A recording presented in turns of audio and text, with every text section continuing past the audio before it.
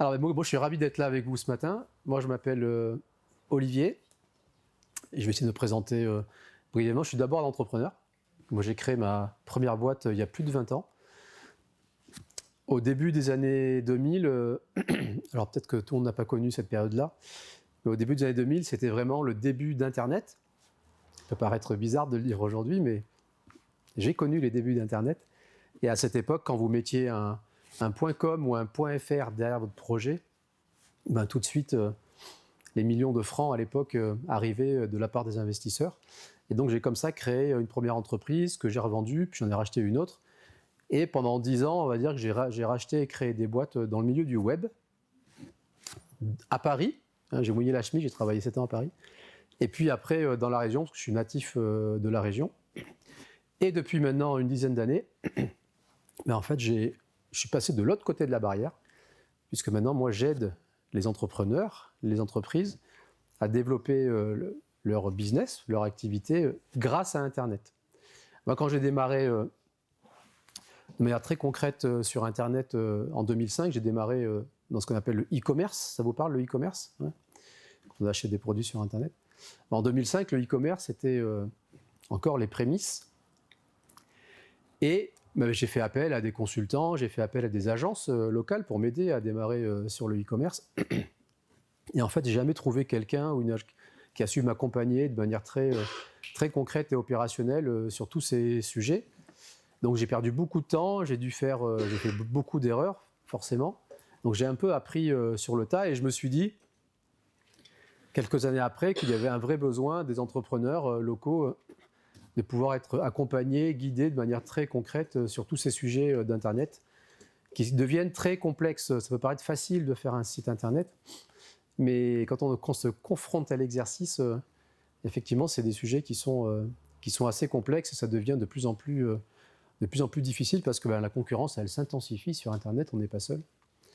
Donc moi, je suis un passionné d'abord de l'entrepreneuriat, je suis un passionné des nouvelles technologies. Alors j'aime bien parce que quand on parle de technologie, on parle souvent de nouvelles technologies. Il y a 20 ans, on parlait de nouvelles technologies. Il y a 10 ans, on parlait de nouvelles technologies. Maintenant, avec l'IA, on parle de nouvelles technologies. J'aime bien, derrière technologie, on met toujours ce mot nouvelle, comme si la technologie était nouvelle. Mais moi, ce qui m'intéresse dans la technologie, je ne suis pas un geek, mais c'est plutôt l'usage qu'on peut en faire au quotidien. L'usage qu'on peut en faire dans notre vie, et également en quoi ça peut nous aider dans nos activités professionnelles. Donc moi, c'est ce regard-là qui m'intéresse. C'est vraiment aller explorer et chercher le meilleur de la technologie pour des usages très, très concrets dans l'entreprise. Et effectivement, force est de constater que quand vous maîtrisez les technologies, ça rend énormément de services dans nos activités. La raison pour laquelle, maintenant, depuis quelques années, vous avez plein de jeunes et plein de start-up qui se créent parce que c'est des personnes qui sont très aguerries sur la technologie et qui permettent du coup de pouvoir aller très vite. Moi, quand j'ai démarré il y a plus de 20 ans, il n'y avait pas tout ça. On était encore sur des modèles à l'ancienne. Donc la technologie, c'est vraiment un accélérateur pour vos activités. Donc vous avez raison de venir participer à ce genre d'atelier pour vous acculturer et vous éveiller sur la technologie. Je vais essayer d'être assez didactique. Surtout, vous me coupez quand vous voulez. Voilà, c'est pas descendant. Donc, j'ai une partie de moi qui est entrepreneur. J'ai bien évidemment une autre partie de moi, c'est pour moi la partie la plus importante. Je suis père de famille, j'ai 3 enfants. J'ai deux filles qui ont à peu près votre âge. Ma fille aînée, elle a 21 ans. Elle est en médecine à Marseille. J'ai une deuxième qui a 18 ans, qui fait ses études à Montréal. On en parlait tout à l'heure. Et puis j'ai un petit garçon qui a 7 ans et avec qui je passe énormément de temps. Les enfants, il faut passer du temps avec eux. Moi, ça me donne beaucoup d'énergie quand je passe du temps avec mes enfants. Et puis je consacre aussi une grande partie de mon temps à la fois faire ce que je fais avec vous ce matin. Je donne aussi des cours à la fac à Aix-en-Provence, où j'aide des étudiants qui sont en Master 2 à trouver leur stage de fin d'études. Donc ça, c'est un module que je fais aussi. Et puis, j'anime des clubs d'entrepreneurs. Alors, c'est quoi des clubs d'entrepreneurs ? Un club d'entrepreneurs, c'est des entrepreneurs qui se réunissent tous les mois, comme vous faites là par exemple ce matin, et qui viennent se former pour progresser. Ce n'est pas parce qu'on est à la tête d'une entreprise, qu'elle soit petite ou qu'elle soit grande, qu'on n'a pas des choses à apprendre. Et l'idée de ces clubs d'entrepreneurs, c'est de partir du postulat suivant que si on veut que nos entreprises grandissent, si on veut que nos entreprises se développent, ben, il faut d'abord se développer soi-même. Donc pour se développer soi-même, il faut apprendre. Et donc vous avez, tous les mois, je réunis des entrepreneurs à la tête d'entreprises plus ou moins grandes et qui viennent comme ça se former sur plein de sujets liés à l'entrepreneuriat. Je ne connais pas vos parcours éducatifs, scolaires, mais en tout cas, si vous êtes allé, si vous avez fait des études, si vous êtes allé à l'école, moi je me souviens le dernier jour où j'ai fini mon dernier cours, mon dernier jour, on ferme la porte et ça y est, j'en ai fini avec les études. Pas du tout. C'est que le commencement. Parce que finalement, vous apercevez que dans la vie est un éternel apprentissage. D'ailleurs, une vie ne suffit pas à apprendre tout ce qu'il y a à apprendre. Donc j'anime tous ces clubs d'entrepreneurs et j'apprends énormément de choses, à la fois au contact des entrepreneurs et puis avec tous les experts qu'on reçoit sur plein de sujets liés à l'entrepreneuriat. Donc tout ça, ça fait des journées et des semaines bien remplies. Et je suis vraiment passionné de ce que je fais. Et donc je consacre aussi un peu de temps, comme je vous l'ai dit, auprès des jeunes. Parce que quand j'ai fait mes études il y a quelques années, je ne vous dis pas quand, j'ai honte, ça remonte. J'avais notamment, j'ai fait un IUT à Aix-en-Provence. Il y avait dans mon parcours, 90% des gens qui venaient, c'était des profs. Voilà, donc ok, un prof, c'est très académique. Et puis il y avait un prof dont je me souviens qui était c'était pas un prof, c'était un entrepreneur qui était en activité, qui avait sa boîte et qui venait nous dispenser un cours sur le développement commercial, sur la vente. Et moi, j'avais adoré son cours. Et donc, à chaque fois toutes les semaines, quand son cours revenait, j'avais qu'une hâte, c'était vraiment de venir assister à son cours. Et je m'étais dit, au fond de moi, qu'un jour, voilà, j'essaierais peut-être moi aussi de rendre l'appareil en essayant un peu de partager mon expérience avec des jeunes pour les aider à affronter la vie. Et tu verras, la vie nous réserve de belles surprises si on se donne la peine d'aller les chercher. Alors, le sujet du matin, on va parler référencement naturel. Est-ce qu'il y a des gens est-ce que vous savez ce que c'est que le référencement naturel? C'est quand on tape sur genre Google des mots-clés et que notre site il est en premier. Exactement. Voilà. Non, mais c'est exactement. Est-ce que vous allez sur Google? Oui. Quand vous allez sur Google, vous faites quoi? Votre recherche, questions.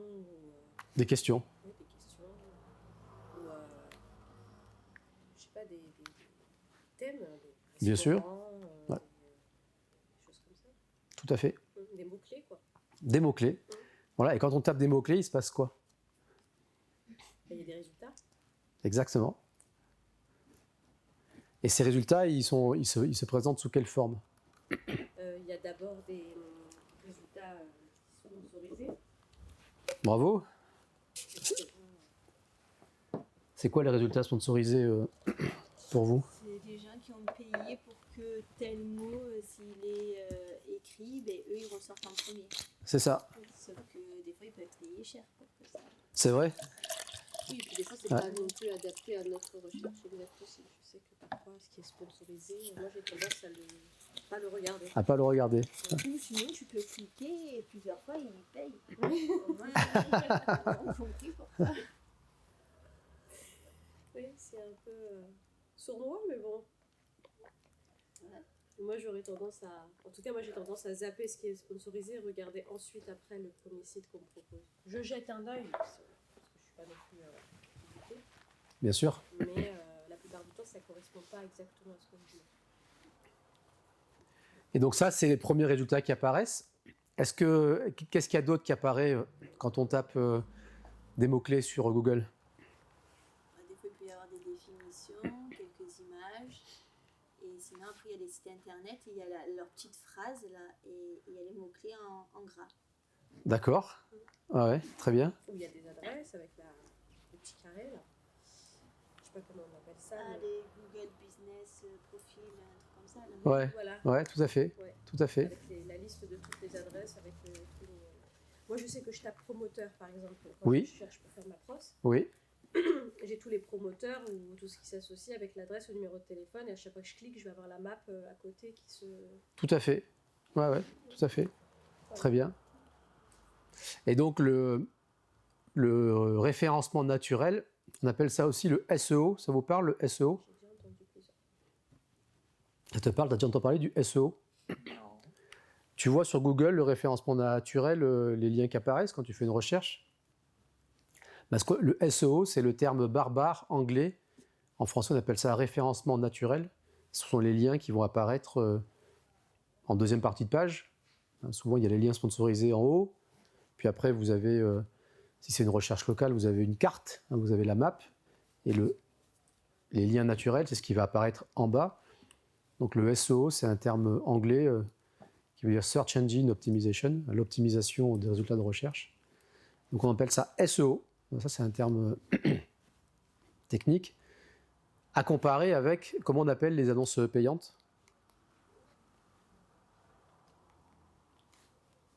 Bah, des pubs, non? Ouais, le SEA. D'accord. Voilà, vous pouvez travailler, quand vous connaissez le SEO et le SEA, vous pouvez travailler dans une agence digitale. C'est bon. Alors, si je vous demande à quoi ça sert le référencement naturel, le SEO, selon vous, quand on est une entreprise? Avec notre site, il apparaît en premier, qu'on gagne plus de clients. Avoir de la visibilité. Bien sûr. Eh oui. Ça sert à quoi d'avoir de la visibilité? Gagner des clients. Voilà. On aille sur notre site, on voit ce qu'on fait et on nous appelle et hop. Et hop, c'est dans la boîte. Ouais. Exactement. Le référencement naturel, c'est vraiment... Moi, j'aime bien utiliser cette analogie. C'est votre fonds de commerce sur Internet. C'est-à-dire que quand vous avez du référencement payant, il faut payer pour apparaître en première page. Si j'arrête de payer, j'arrête d'apparaître. Alors qu'en référencement naturel, ça prend du temps pour arriver en deuxième, première page. Mais une fois qu'on y est, on y est de manière durable. Et quand les gens cliquent, les gens ne viennent pas forcément payer pour s'afficher. Donc c'est ce qui vous permet, dans la durée, vraiment de capitaliser sur votre activité. Moi, j'ai beaucoup de fonds d'investissement qui me missionnent pour aller auditer dans leur portefeuille des entreprises qui ne sont pas forcément bien référencées sur Internet pour essayer de les faire remonter dans le moteur de recherche parce qu'ils savent que ça, c'est un actif commercial. Du coup, ça va les aider à valoriser les entreprises dans la durée.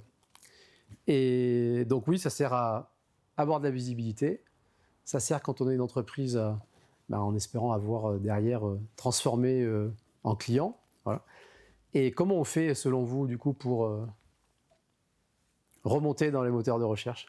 Il faut mettre les bons mots que les gens y cherchent. Il faut mettre les bons mots que les gens y cherchent. Ouais. C'est-à-dire que nous, peut-être, on va employer certains termes, sauf que les gens n'emploient pas ces termes-là, donc il faut mettre ce que les gens emploient. Et c'est pas facile. Et c'est pas facile. C'est quoi qui est pas facile? Parce que nous, on a quand même notre trame de professionnel, on ne peut pas dire n'importe quel mot, et en même temps, si on veut être référencé, il faut mettre certains mots qui sont plus tapés, et trouver les mots qui sont plus tapés aussi. Eh oui. Et alors, comment on fait? Comment vous feriez? Ça, je ne sais pas. Eh ben, on est ici. On vient ici se former dans un atelier. Voilà. Très bien, non, mais tu as entièrement raison. C'est toute la complexité, elle réside ici. C'est de pouvoir effectivement faire venir sur son site internet ce qu'on appelle du trafic qualifié, des gens qui potentiellement peuvent devenir mes clients, tout simplement. Par exemple, dans ton activité, sur ton site, il s'appelle comment ton site internet? Karine parentalisée. Karine Parentalité. D'accord? karineparentalité.fr. .fr. Pour aller voir après si tu veux. Ok. Et donc, qu'est-ce que pourraient être amenés à taper les gens pour venir sur ton site internet? Aide parentalité, sommeil enfant, je sais pas. Oui, mais c'est bien ça. Des problématiques qu'ils rencontrent avec leurs enfants. Mon enfant ne... Je sais pas. Ouais, mais c'est dur s'il y a des phrases. Le SEO, quoi, ce qu'on remplit sur internet, il faut 2 phrases, il faut pas que ça soit trop long, il faut pas que ça soit trop court, il faut pas que ci, il faut pas que là, c'est compliqué. Moi, si j'avais un problème avec ma fille, en tant que parent, je poserais une question à lui. Ma fille fait des choses, n'importe quoi, elle fait des terreurs nocturnes, se réveille la nuit, ou à ci ou à ça, ou à ce comportement-là, j'aurais tendance à écrire la phrase. Moi, je fonctionne en tant que parent. Bien sûr. Moi, c'est ce que je ferais. Quand j'ai recherché des choses par rapport à ma fille, quand ça m'est arrivé, j'ai tapé des phrases, des questions. Après, je sais pas, je parle pour moi. Oui, mais c'est que... J'ai compris ce que tu veux dire. C'est tellement tout petit l'encadré que c'est dur. Qu'est-ce que tu appelles l'encadré? C'est ce qu'on voit ici? WordPress. Oui. Ouais. Ben oui, ça fait 2 lignes. Ça fait 2 lignes. Voilà. D'accord, ok. Et donc, pour condenser plein de mots et que ça fasse une phrase française, d'accord. Bah, écoute, on va voir qu'effectivement, ça, c'est qu'une petite partie de la réponse. Mais tu n'es pas limité dans ce que tu peux raconter dans tes mots-clés. C'est du WordPress que tu utilises? Oui. Ok. Tu vas voir que on n'est pas du tout limité, contrairement aux idées reçues. Ce qui pourrait être intéressant pour vous, c'est acquérir un peu la compréhension globale du sujet, de repartir avec 2-3 idées, et puis on va regarder après de manière un peu plus, si ça vous va, de manière un peu plus concrète, quel type de stratégie de référencement vous pourriez mettre en place pour vos sites internet. Donc quand on parle de référencement, il y a effectivement le référencement payant, donc ça ce sont les liens sponsorisés. Vous avez ensuite les résultats de recherche locaux, quand il y en a, c'est la map, Google Maps, ça vous parle ça? Voilà. Et puis après, en bas, vous avez les liens en termes de référencement naturel. Alors, avant de rentrer, entre guillemets, dans le détail du référencement, puis vous donner quelques billes sur comment on pourrait faire pour améliorer le référencement de vos sites internet, moi, je voulais quand même attirer votre attention sur un élément qui est un peu plus important que ça, qui est de dire vous avez une activité sur la parentalité, tu proposes de l'assistance à maîtrise d'ouvrage pour les promoteurs, donc ça c'est ton activité commerciale. Et donc comme toute activité commerciale, si demain vous avez un projet, ça va s'appliquer à vous aussi. Quand vous avez une activité, vous souhaitez faire la promotion de votre activité. Et donc avant de commencer à s'intéresser à des sujets comme le référencement, les réseaux sociaux, etc., la première étape, voilà, ça c'est vraiment hyper important de le comprendre, la première étape c'est, en marketing, selon vous c'est quoi? Avant de commencer à penser aux outils, etc., la première étape, selon vous c'est quoi? J'aurais tendance à répondre identité de marque. Mais... Exactement, la première étape, quand on pense son projet, c'est de travailler sur son positionnement. C'est-à-dire comment moi je me positionne sur mon marché, comment du coup je suis un peu différent de ce qu'on trouve déjà sur le marché, c'est quoi ma promesse commerciale, qu'est-ce que j'apporte, quelle est ma valeur ajoutée par rapport à mon activité. Ça c'est, avant de démarrer, quelques stratégies de référencement, de visibilité, etc. La première question à se poser, c'est vraiment celle-là, de travailler sur qu'est-ce que je vais apporter de différent par rapport à mon activité. Si je vous retournais la question, si je vous demandais, pitch-moi en une phrase ton activité. C'est mon prochain... C'est ton prochain atelier? Ouais. D'accord. Et si je te demandais donc de pitcher ton activité en une phrase? Alors, grâce à mes offres d'accompagnement à la parentalité, j'aide les futurs et jeunes parents à mieux comprendre leur enfant, à apaiser leur quotidien grâce à des solutions concrètes et un accompagnement personnalisé. Là, qu'est-ce que vous en pensez? C'est clair. C'est clair? C'est très bien. Donc ça, tu l'as travaillé, ton puits déjà. Donc première étape, c'est ça, c'est de travailler son positionnement. Et vous savez ce qu'on dit sur Internet. On est à un clic du bonheur. Les gens sur Internet, ils vont voir un résultat dans le moteur de recherche, ils vont cliquer, ils vont arriver sur ton site Internet. Et puis là, ça se passe en quelques millièmes de seconde. Si je n'ai pas un visuel, une accroche qui me donne envie d'en savoir plus et commencer à naviguer sur votre site, bah, ils font quoi les gens? S'ils ne trouvent pas ce qu'ils veulent tout de suite, ils zappent, ils ouvrent un autre onglet et ils vont chercher autre chose. Et donc, le positionnement, c'est ce qui vous permet de bien d'avoir votre identité de marque, comme tu l'as dit, et de faire en sorte que quand les gens ils vont vous découvrir sur le moteur de recherche, une fois qu'ils vont cliquer, ils vont venir sur votre site Internet. Et là, tout de suite, il faut capter leur attention.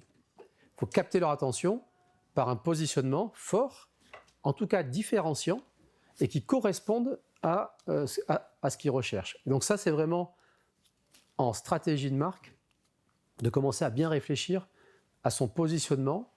On regarde ce que font les concurrents aussi, forcément, parce qu'on n'est pas seul sur un marché. En général, quand on est seul sur un marché, ce n'est pas bon signe. Donc et quand il y a du monde sur un marché, là, c'est intéressant. Du coup, on est challengé, ça veut dire qu'il y a du gâteau, il y a de quoi manger. Après, toute l'idée, c'est comment moi je vais récupérer ma part du gâteau et de la place pour tout le monde. Mais ça passe par des éléments de différenciation.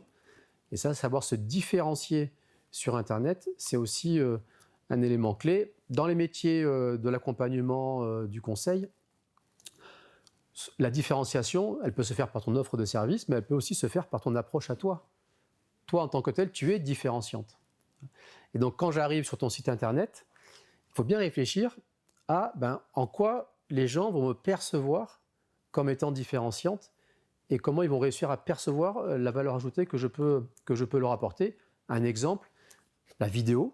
La vidéo, c'est un excellent moyen dans les métiers du conseil, du service, de pouvoir faire en sorte que les gens, parce que les gens, c'est toi qui fais tes accompagnements. Donc, tu fais tes accompagnements avec ta sensibilité, ta façon de faire, etc. Rien que ça, c'est ta singularité, c'est ta différenciation. Donc, la vidéo, par exemple, c'est un excellent moyen de pouvoir se positionner et commencer finalement à faire en sorte que les gens ils vont te découvrir par rapport à ce que demain ils pourraient avoir avec toi s'ils te confiaient leurs enfants. Voilà. Moi, en fait, mon site, je l'ai fait avec une formation de Pôle emploi. Oui. Où ils nous ont aidés. Ils nous ont dit les vidéos, c'est trop lourd, non, mettez pas. Pas du tout. Franchement, c'est mais pas du tout, parce que une vidéo en soi, c'est lourd. Mais qu'est-ce qu'on fait d'une vidéo? Tu peux les mettre sur une chaîne YouTube. YouTube, vous connaissez YouTube? Voilà. Sur une chaîne YouTube, tu vas récupérer un lien, le lien YouTube. Ce lien, tu vas le mettre sur ton site Internet.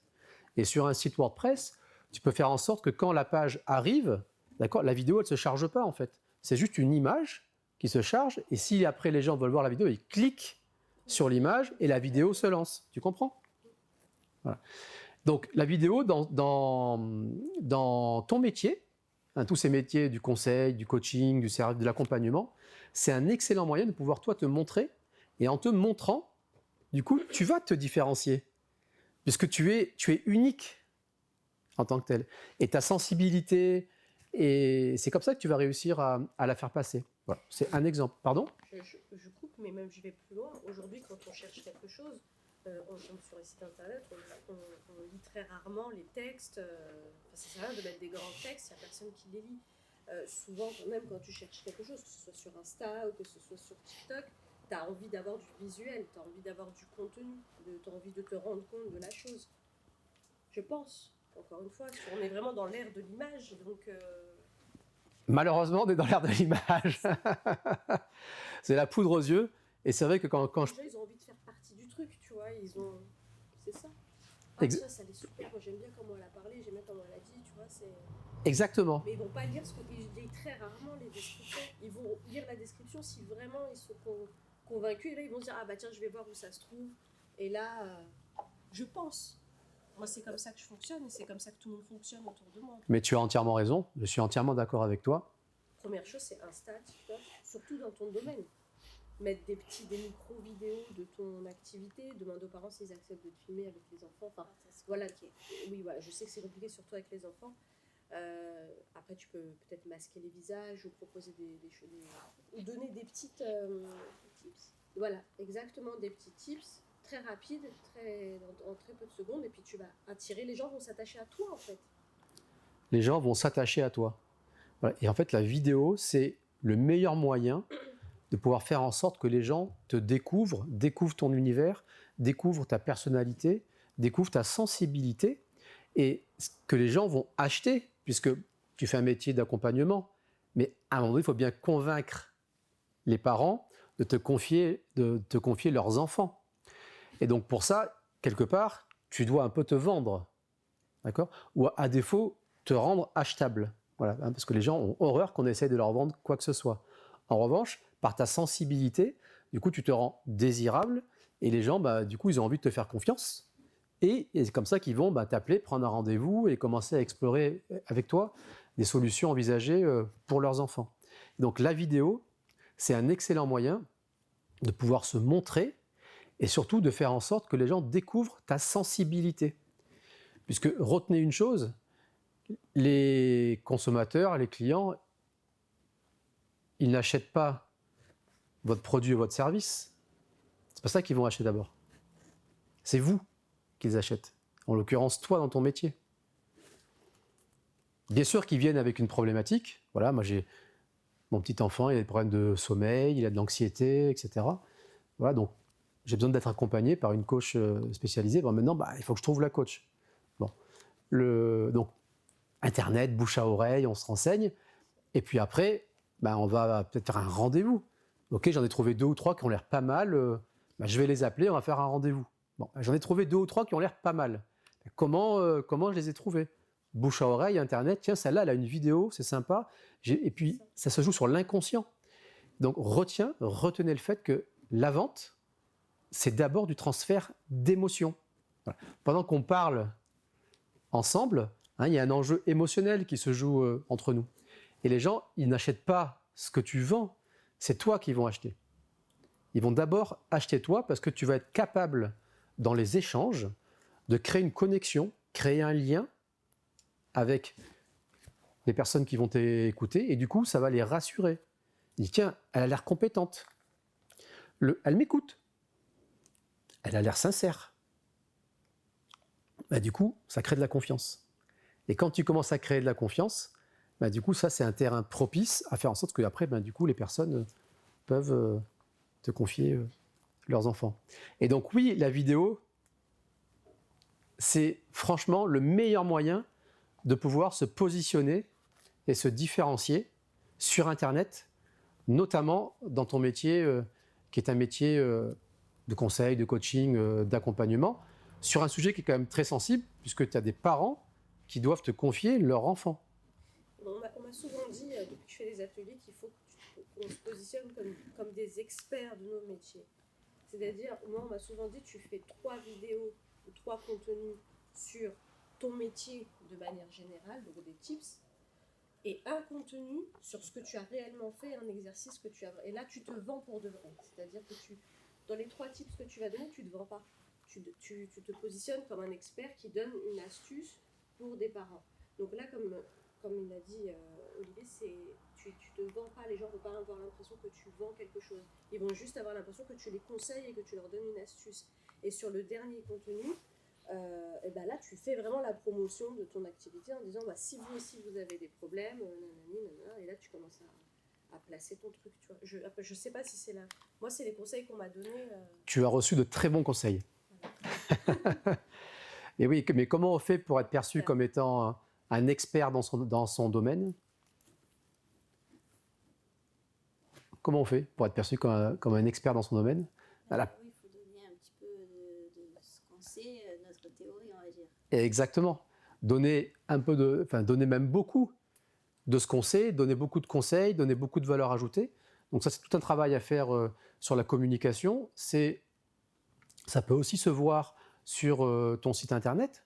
On va parler du blog. Si tu as un blog sur ton site internet, ça va permettre du coup d'être un lieu d'expression où tu vas pouvoir partager des tips, des astuces, des trucs pour aider les parents à mieux gérer leurs enfants, sachant que plus tu vas donner de conseils, plus tu vas donner d'astuces, plus tu vas donner de trucs, plus les gens vont te percevoir comme un expert.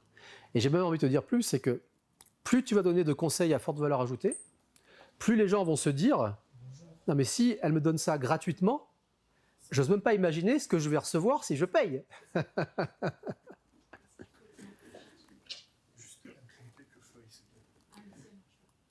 Et donc, dans ces métiers de l'accompagnement, du conseil, il ne faut pas être avare de conseils. Bien au contraire. Plus tu donnes, et tu verras que dans la durée, plus tu vas recevoir. Ça fonctionne comme ça. Et donc, le blog, ça vous parle le blog, un blog sur un site internet? Ouais, moi j'aurais plus vu TikTok, mais bon, après le blog, parce que personne Alors, ne regarde des blogs. non mais à quoi il sert le blog? À envoyer sur le réseau? Si je reviens au sujet du jour. Au référencement? Exactement. C'est-à-dire que bien évidemment qu'on va utiliser les réseaux sociaux. Mais déjà, la première étape, c'est déjà le positionnement. Si je raccroche positionnement, comment je me différencie, qu'est-ce que je propose, etc. Une fois qu'on a fait ça, d'accord, on va choisir les supports sur lesquels on va se positionner, les supports digitaux. Un site internet, c'est un support qui est indispensable, c'est votre siège social numérique, parce que le site web, c'est votre propriété, alors que sur un réseau social, vous n'êtes pas chez vous. Vous êtes chez Insta, chez TikTok, etc. Demain, ils se réveillent un matin et ils vous ferment le compte parce qu'ils trouvent que ce que vous publiez, ça enfreint leurs règles. Vous repartez à zéro. Il faut bien avoir ça à l'esprit, que sur un réseau social, vous n'êtes pas chez vous. Vous êtes chez eux. Votre site internet, c'est votre propriété. Vous êtes chez vous. C'est votre siège social numérique. Et donc, tout l'objectif de votre stratégie digitale, de votre stratégie de référencement, c'est de renvoyer du trafic vers votre site internet. Ça, c'est l'objectif premier. Il faut bien avoir ça à l'esprit. C'est-à-dire que si vous voulez que votre site web vous ramène des clients, ce que vous m'avez dit tout à l'heure, il faut faire en sorte que toute votre communication redirige vers votre site internet. C'est votre siège social numérique. Et une fois que j'arrive sur votre site internet, qu'est-ce que vous avez mis en place pour capter mon attention? Donc là, je vais vous donner une astuce. Je vais vous poser la question. Quand je viens sur un site internet, vous avez votre site. Quel est votre objectif principal? Le rendez-vous. Le rendez-vous. À ton avis, sur 100 personnes qui viennent sur un site internet, combien en pourcentage vont te demander un rendez-vous? 1%? C'est une excellente réponse. Il y a seulement entre 1 et 3% des gens qui viennent sur un site internet qui du coup soit vous appellent, soit remplissent un formulaire de contact. Ça veut dire qu'il y en a 97% qui ne font rien sur votre site internet, à part vous découvrir et regarder ce que vous faites. Mais ça ne veut pas dire que ces 97%, ils ne seront pas un jour clients chez vous. Donc l'enjeu, quand on a un site internet, c'est faire en sorte que ce soit bien fait pour que les 1 à 3% prennent un rendez-vous, effectivement, mais aussi comment je capte l'attention des 97% qui repartent sans rien faire. Parce que les 97% qui repartent sans rien faire, ils repartent sans rien faire parce qu'ils n'ont pas le besoin tout de suite. Mais peut-être qu'ils voudront acheter votre produit ou votre service dans 3 mois, dans 6 mois, dans 1 an, dans 2 ans. Vous n'en savez rien. On est tous des consommateurs. On arrive, on a une idée en tête, on veut acheter un produit ou un service, on se renseigne. Mais ça ne veut pas dire qu'on va l'acheter maintenant. On peut l'acheter plus tard. Et donc, l'objectif, quand on a un site internet dans vos métiers, c'est de s'adresser aux 1 à 3% pour prendre un rendez-vous, remplir un formulaire de contact, un numéro de téléphone lisible, on peut vous appeler, mais aussi faire en sorte que les 97%, vous puissiez leur apporter quelque chose,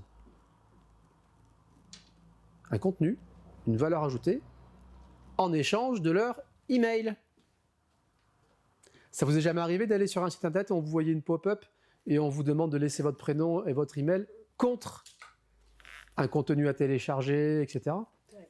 Et à votre avis, pourquoi on vous demande votre email? On nous renvoyait plein d'offres. Exactement. Plein d'offres ou plein de conseils.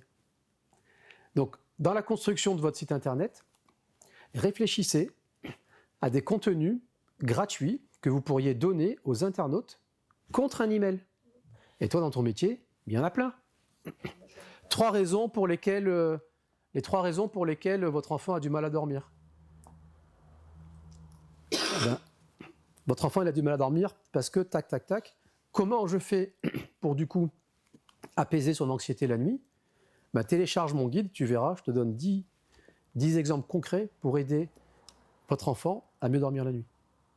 Ben, je peux vous dire que si je suis un parent et que mon enfant a du mal à dormir, je vais te laisser mon email, ça m'intéresse. Et pour autant, quand tu fais ça, tu donnes de la valeur ajoutée, donc ta posture d'expert, elle monte, mais ça ne remplacera jamais l'accompagnement et le coaching individuel. Un parent, il ne pourra jamais faire ce que toi tu proposes. Et quand tu fais ça, tu récupères un email. Donc un prospect. Donc, quelqu'un qui à un instant T a marqué un intérêt pour ton activité. Ça s'appelle un prospect. Exactement. Et ensuite, ce prospect, une fois que tu as son email, c'est le Graal. Ce que je vais vous dire, vous pouvez l'écrire et l'encadrer. Si vous voulez démarrer un business, les marketeurs disent le chiffre d'affaires est dans la liste d'emails. Que vous ayez un point de vente, les gens viennent dans votre magasin, que vous ayez une activité quelle qu'elle soit avec un site internet, l'objectif, c'est de capter l'email des internautes. Parce qu'en captant l'email des internautes, vous avez un lien direct, une communication directe après avec l'internaute, non pas pour lui envoyer des messages promotionnels à longueur de journée, mais pour commencer à établir une relation de confiance avec l'internaute. Quand vous allez sur Facebook, vous allez sur Facebook? Bon. Oui, plus trop maintenant, mais la première fois que vous êtes allé sur Facebook, qu'est-ce que vous a demandé Facebook? Quand on arrive sur Facebook, on n'a pas de compte, on n'a rien. Qu'est-ce que vous a demandé Facebook? L'email. L'email. Vous verrez, tous les sites web fonctionnent comme ça. Vous captez l'email. Si je vous demande combien de fois par jour vous regardez votre boîte mail? Plusieurs fois. Donc, moi, si j'ai ton email et que toi, tu es OK pour recevoir des emails de ma part, si moi, je t'envoie un email, il y a quand même de grandes chances que tu vois passer ma communication. En revanche, tu suis mon compte Insta, je publie un contenu sur mon compte Insta, c'est pas sûr que tu le vois passer dans ton fil d'actualité. 100% des abonnés d'une page ne voient pas passer 100% des contenus de ce qu'on publie, c'est qu'une petite partie. Donc l'email, c'est vraiment le Graal. C'est le Graal. Donc, dans votre stratégie, c'est le positionnement. Donc bien réfléchir en quoi ce qu'on apporte c'est différent, et puis après faire en sorte que ça se voit sur votre site internet. Ensuite, vous choisissez les supports sur lesquels vous allez utiliser pour faire votre communication. Donc le site internet, c'est la base. Et après, je vais vous donner des astuces pour faire en sorte que votre site soit bien référencé, qui est le sujet du jour. Une fois qu'on a choisi les supports, donc un site web, ça peut être des réseaux sociaux, c'est ça des supports digitaux, une chaîne YouTube, etc. Je ne dis pas qu'il faut tous les choisir, mais il faut choisir ceux qui sont pertinents. Et le site internet, il est pertinent dès lors que votre activité, elle est recherchée sur internet. Si moi je cherche un coach en parentalité, moi en tant qu'entreprise, si j'étais coach en parentalité, la première chose que je ferais, c'est déjà d'aller sur internet, dans l'outil Google, et de regarder s'il y a des gens qui tapent, qui recherchent des coachs en parentalité. Parce que ça, c'est ton marché sur internet. Et je vais te montrer comment on fait.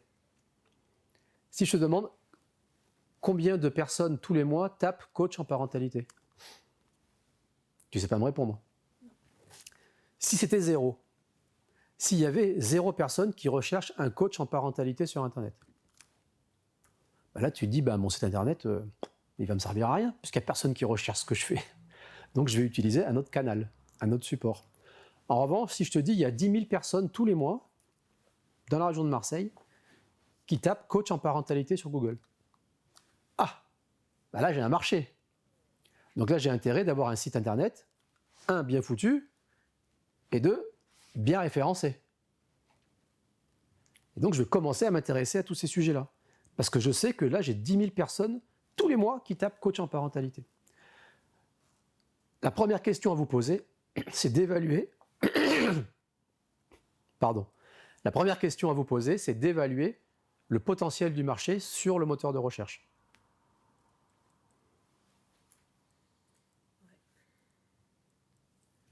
Je fais de l'assistance à maîtrise d'ouvrage pour les promoteurs immobiliers. Est-ce qu'il y a des internautes, des personnes qui recherchent ce que tu proposes sur le moteur de recherche? Dans 80% des cas, 80% des business, la recherche est forte sur Internet, notamment sur Google, le moteur de recherche. Et il y a des activités qui ne sont pas recherchées sur Internet. Par définition, on ne peut pas rechercher quelque chose dont on ignore l'existence. Si je ne sais pas que ça existe, je ne vais pas le rechercher. Donc dans ces cas-là, une stratégie sur Internet n'est pas forcément la bonne stratégie pour développer mon activité. Je vais plutôt axer ma communication, ma stratégie, sur les réseaux sociaux par exemple. Puisque les réseaux sociaux, c'est comme les 4x3 dans la rue, je pousse du contenu, c'est de l'affichage, et donc vient à moi de l'information dont je ne savais pas forcément qu'elle existe. Et donc c'est comme ça que grâce aux réseaux sociaux, on peut petit à petit éduquer, éveiller, sensibiliser un marché à ce que je propose. Donc en résumé, quand on a une activité qui est recherchée sur Internet, il faut mettre le paquet sur votre site Internet, Google, et utiliser effectivement d'autres canaux pour faire la promotion du site, mais le paquet doit être mis sur le moteur de recherche. Si j'ai une activité qui n'est pas recherchée sur Internet, j'ai intérêt à mettre le paquet sur une communication plutôt sociale, si on parle du digital, et d'autres actions qu'on peut faire en dehors du digital. Donc un, je me positionne, et deux, je suis malin, je choisis les bons canaux, les bons supports pour faire la promotion de mon activité. OK avec ça? En trois, une fois que j'ai mon positionnement, que j'ai choisi les bons canaux, il va falloir faire vivre tout ça. Il va falloir animer.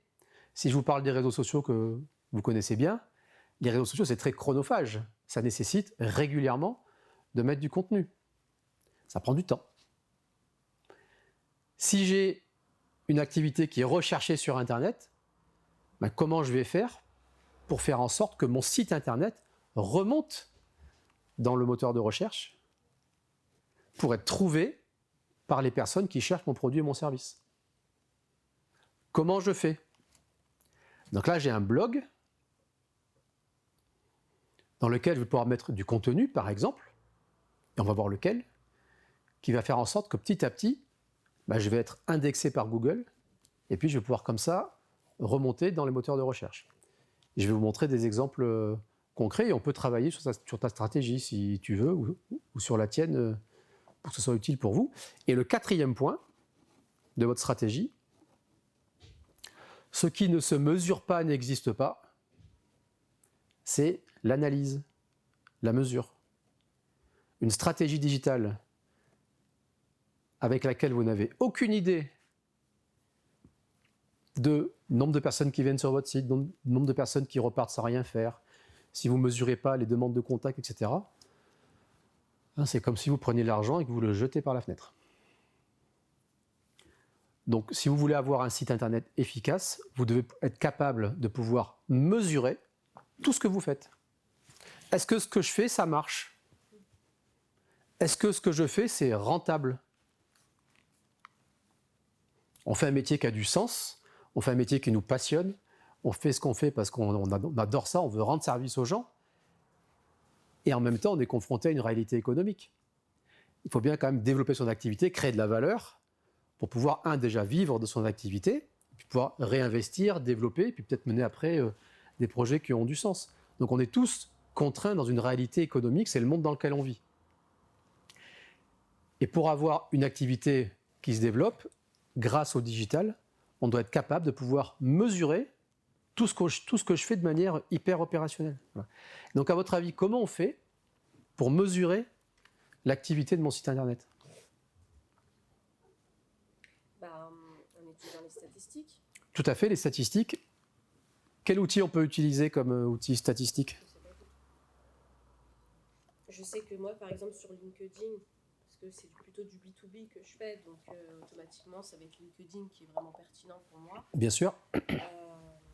Je sais qu'à chaque fois que quelqu'un voit un post, j'arrive à savoir quel type de post est mieux réceptionné que d'autres. J'arrive à voir combien de vues j'ai par rapport au thème que je mets en avant. Donc ça me permet d'avoir une idée de ce qui est vu et ce qui n'est pas vu. Excellent. Mais j'ai pas encore fait carton plein, donc je sais pas encore. Moi, le problème, c'est que j'ai pas de. Comme toi, tu as des tips à donner. Moi, j'ai pas de tips parce que je m'adresse déjà à des gens qui connaissent très bien leur métier. Donc c'est très difficile pour moi de donner des choses. À part faire un post sur l'économie actuelle du marché de l'immobilier ou m'intéresser aux actualités de ce domaine-là, qui, eux, les intéressent d'avoir un article à lire, tiens, il se passe ça, il se passe ça. Et je ne vais pas leur expliquer comment on fait les visites acquéreurs. Ils savent très bien le faire.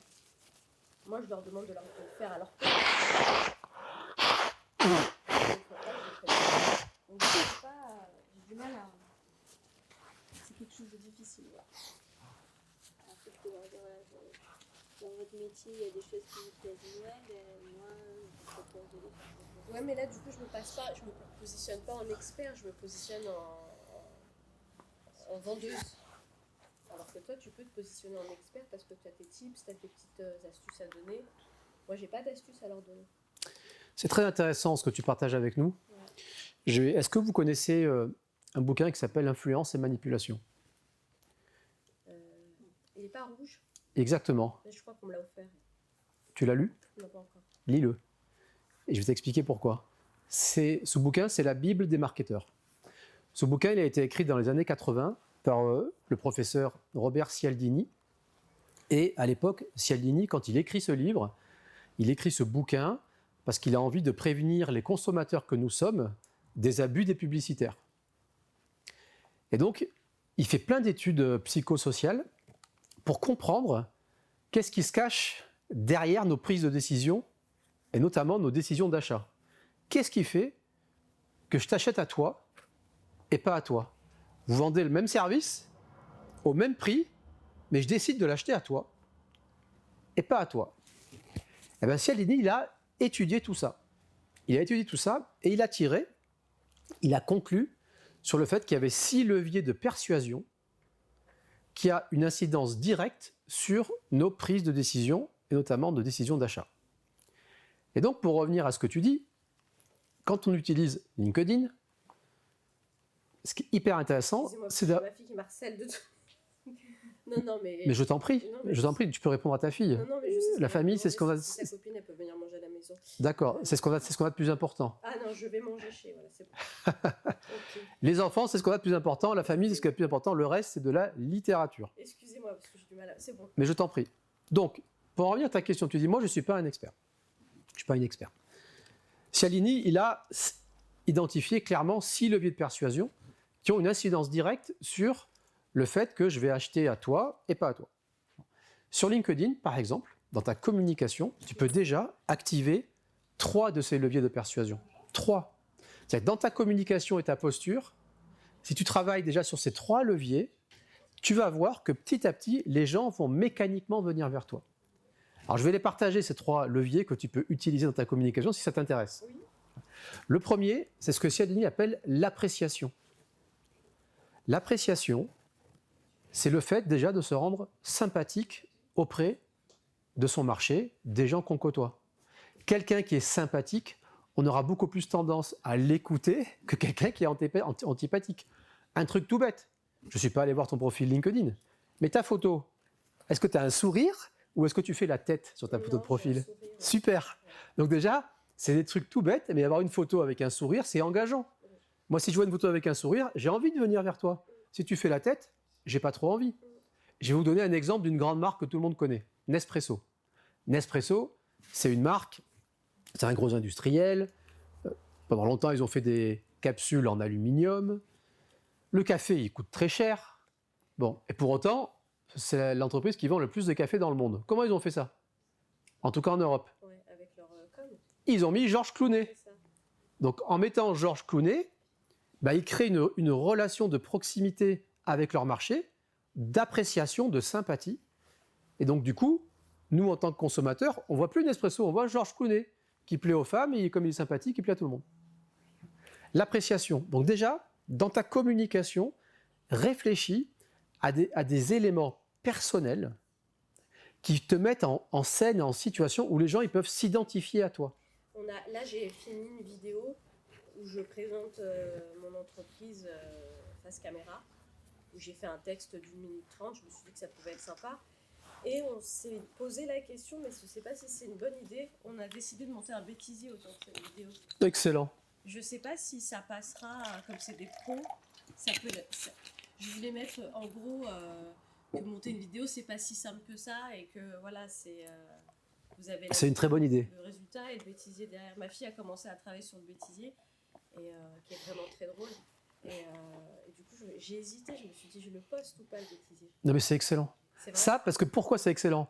Parce que du coup, ça m'humanise. Ouais. exactement, ça t'humanise. Ça t'humanise, tu te donnes de ta personnalité. Du coup, tu commences à créer du lien avec ton marché. Donc ça te rend sympathique. Et les gens ont plutôt tendance à écouter les personnes sympathiques que les personnes antipathiques.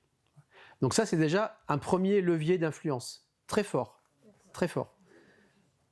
Que tu peux, du coup, grâce aux réseaux sociaux, mettre en avant. L'appréciation. Ça rejoint ce qu'on disait tout à l'heure dans tes vidéos sur ton site internet. Le deuxième levier qui a un impact direct sur nos décisions d'achat, c'est ce que Cialdini appelle l'autorité. L'autorité, non pas dans le sens « je te punis, je suis sévère », mais dans le sens en quoi je suis une figure, une autorité dans mon marché, un expert. Donc dans ton métier, ce que tu pourrais faire dans ta communication, c'est montrer, tout en gardant le secret professionnel, des exemples de réalisation. Montrer ton activité, etc., etc. Partager de l'information sur l'immobilier. Donc en te montrant en scène, tu renvoies l'image à ton marché que tu es une professionnelle dans ton domaine d'activité, que tu es une experte. Là, ça commence à faire. Hein. Non seulement tu es sympathique, en plus, tu es une experte dans ton domaine, ça commence à faire pas mal. Et le troisième levier que tu peux utiliser sur LinkedIn, qu'on peut utiliser sur un site internet, que inconsciemment on achète tous, c'est ce que Cialdini appelle la preuve sociale. La preuve sociale, c'est quoi? Dit autrement, les avis clients. Ah oui. Et oui, vous ne pourrez jamais réussir sur Internet si je ne vois pas d'avis clients. Mais comment on fait quand on n'a pas de clients? On dit qu'on en a.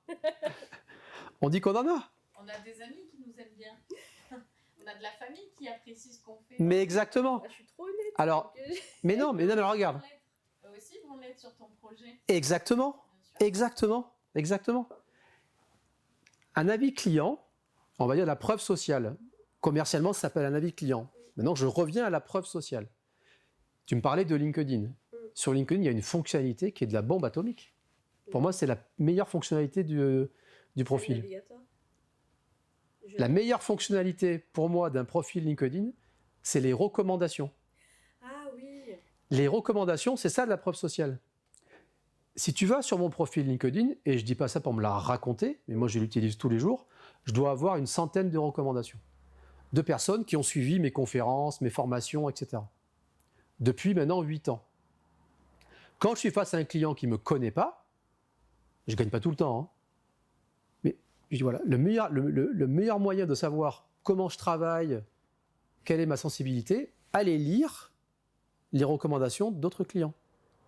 Et quand vous lisez les recommandations d'une personne, vous commencez à avoir une bonne sensibilité de ce que la personne est comme professionnel.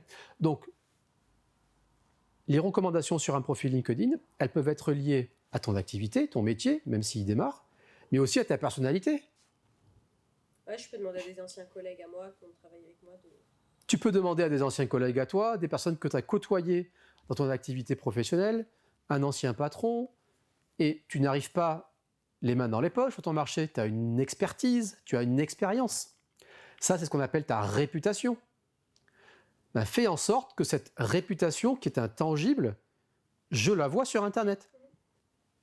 Et donc, si je vais sur ton profil LinkedIn, maintenant que je t'ai dit ça, 3 filtres. Est-ce que dans ta communication, est-ce que tu es sympathique? Voilà. Est-ce que tu crées du lien avec ton marché? Ou tu te réfugies derrière une marque? Est-ce que j'ai une communication qui est froide? Premier Pour filtre. l'instant, oui, ouais. Et donc, tu vois, première question. Ensuite, est-ce que dans les contenus que je vois dans tes communications, il ressort une posture d'experte, en tout cas de personne qui connaît bien son marché? Et 3, ok, super, mais est-ce qu'il y a des recommandations? Est-ce qu'il y a des gens qui lui ont déjà fait confiance? Mais s'il y a plein de gens qui lui ont déjà fait confiance, pas de raison que moi je ne puisse pas lui faire confiance. Donc tu vois que tu as des marges de progrès D'accord. que J'avais pas vu. tu peux utiliser, et ça on sait que ce sont des... Et c'est pareil sur un site internet, je n'ai pas vu vos sites web, mais si je vais sur ton site internet, j'ai mon positionnement, voilà, j'ai mes vidéos, je me présente, et puis après si je veux enfoncer le clou, je dois pouvoir avoir un peu de matière sur des clients qui m'ont déjà confié leurs enfants. Et du coup, ça me rassure. Moi, je ne te connais pas. J'ai envie de te faire confiance. Mais montre-moi que je ne vais pas me tromper. Et donc, si je vois des avis clients, l'idéal, après, ça peut être des témoignages. Ça peut être un témoignage à la volée, de parents à qui tu as confié leurs enfants, etc. Tu vois.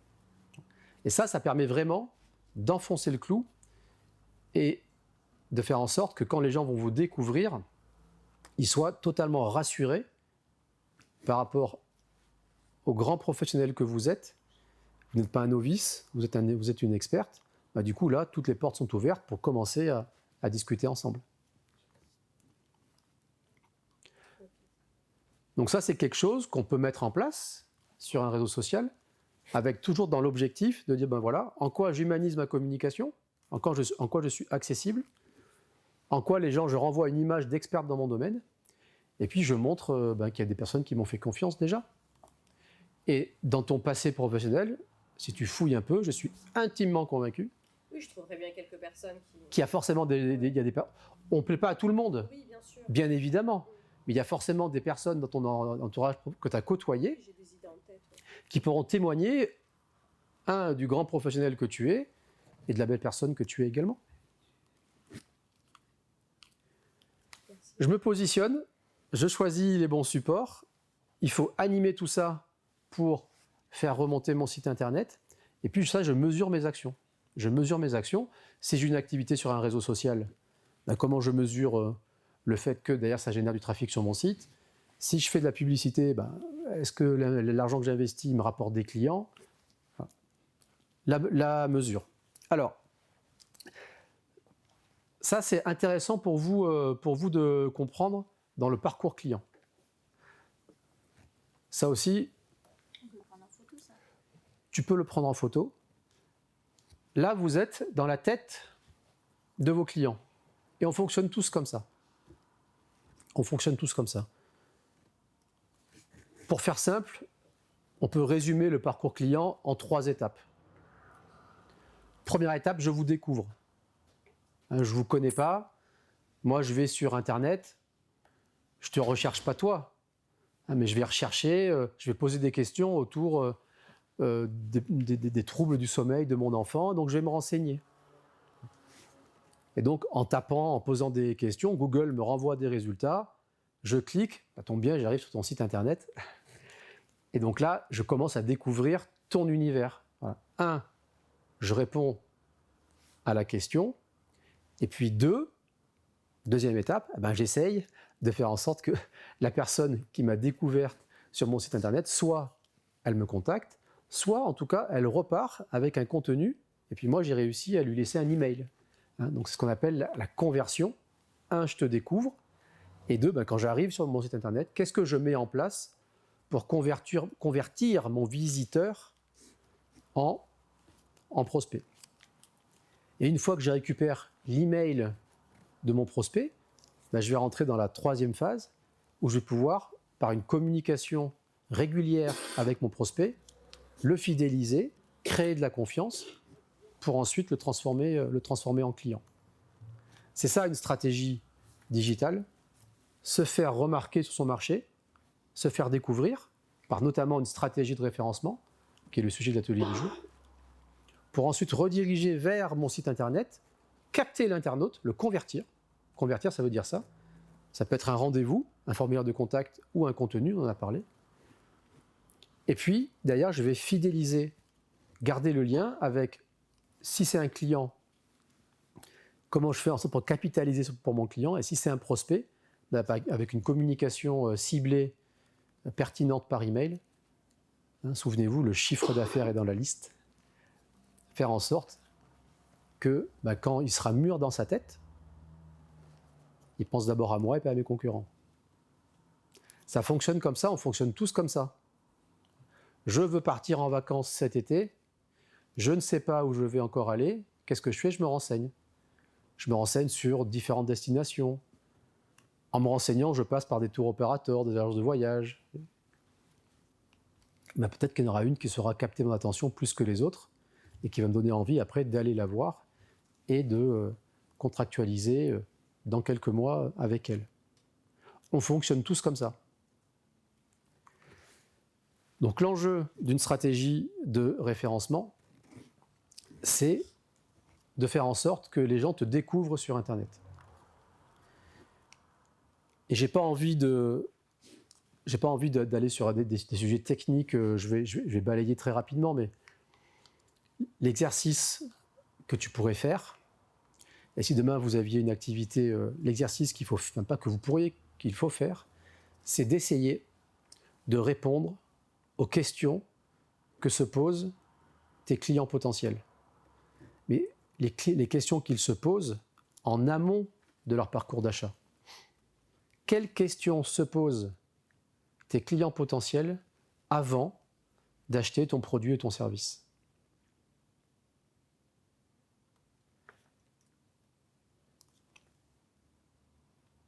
Et c'est ça, une stratégie, mettre en place une stratégie de référencement, c'est de sensibiliser, éduquer son marché et essayer d'apporter des réponses à des questions concrètes qu'il se pose. Et donc Google, c'est un moteur de recherche, mais on y va pour avoir des réponses. Quand on y va, nous, en tant que consommateurs, on va taper des mots-clés, mais derrière, on cherche des réponses à des questions qu'on se pose.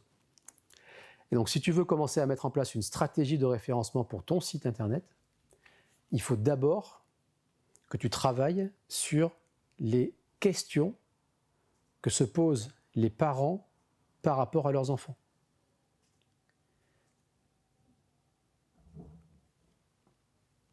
Et là, il y a plusieurs façons de trouver les questions que se posent les parents par rapport à leurs enfants, si on parle de ton activité, mais ça s'applique à tous les métiers.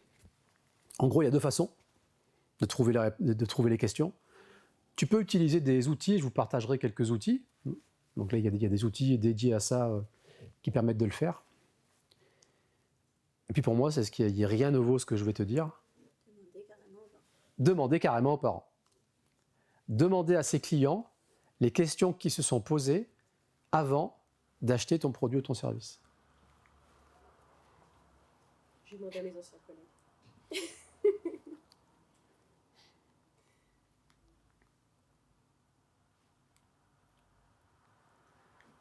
Et pour synthétiser, en stratégie digitale, on va faire de la publicité pour essayer d'aller cibler ceux qui vont acheter tout de suite, les 1 à 3%. Donc là, on est vraiment sur des mots-clés hyper ciblés. Je cherche un coach parental. Voilà, ça vaut le coup d'aller l'acheter, ce mot-clé, parce que là, on va parler à quelqu'un qui cherche tout de suite.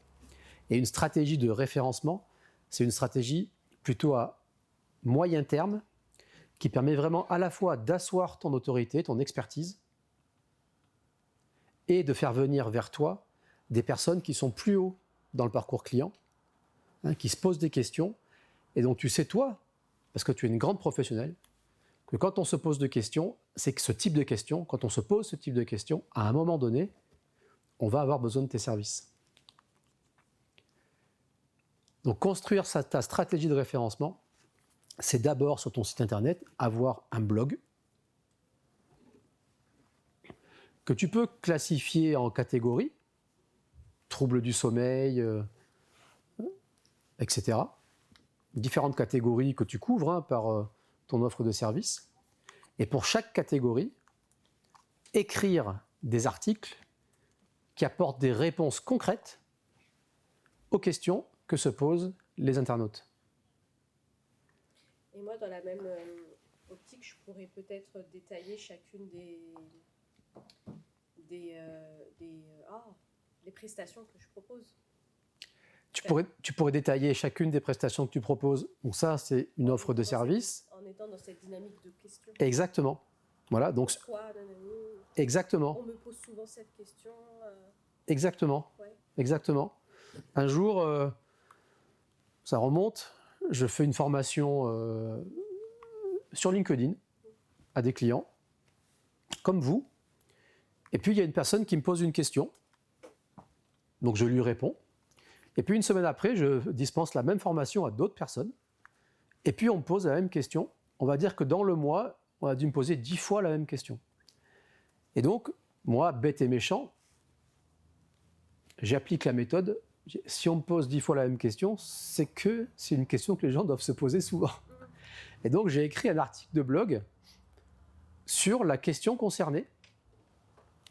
La question, c'était qui peut voir mes invitations, qui peut voir les invitations que j'ai envoyées sur LinkedIn. Quand on envoie des invitations, toi, tu es sur LinkedIn, tu envoies des invitations.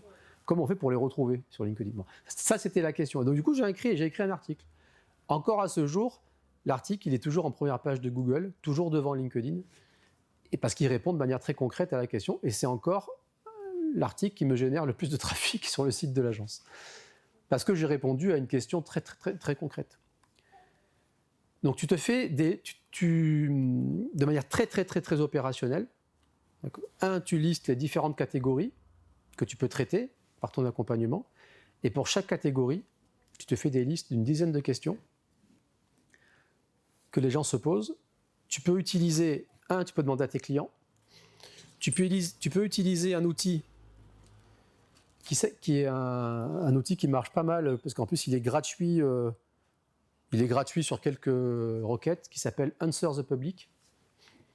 Answer the Public, donc c'est en anglais A-N-S-W-E-R, Answer the Public. Answer the Public. Et il répertorie... Et en fait, tu vas lui mettre des mots-clés à Answer the Public sur ta thématique, et lui, il va te donner toutes les questions que les gens se posent sur Internet par rapport à ce mot-clé. Et donc ça va t'aider en fait à trouver des questions que les gens se posent. Donc tu interroges tes clients pour trouver les questions. C'est ça. Et tu peux derrière utiliser des outils. Et là. Exactement. Answer the Public.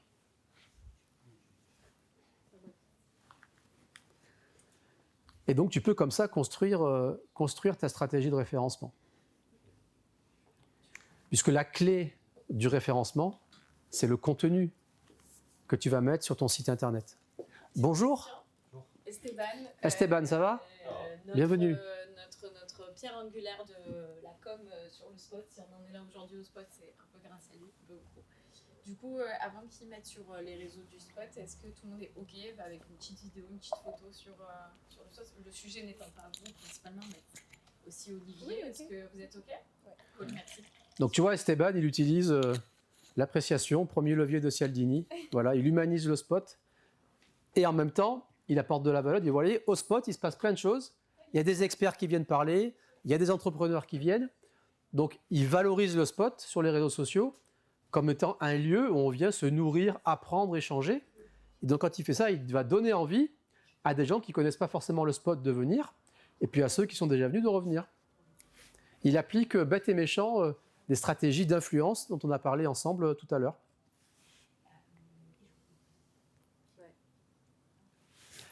Et donc, si Esteban est capable de le faire, il n'y a aucune raison que vous ne soyez pas capable de le faire.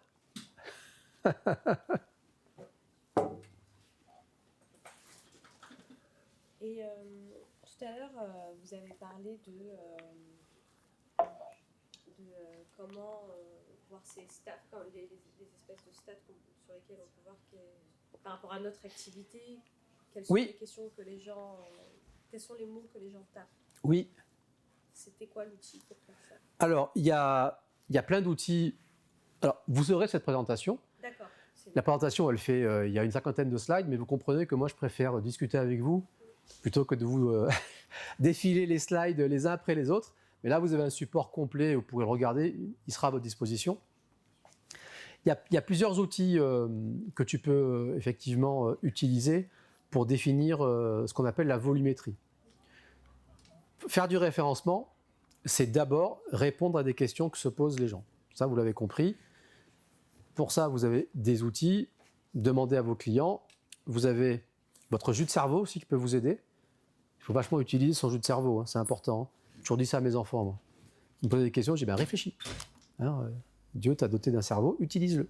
Bon. Vous pouvez utiliser l'intelligence artificielle. Vous connaissez un petit peu l'intelligence artificielle?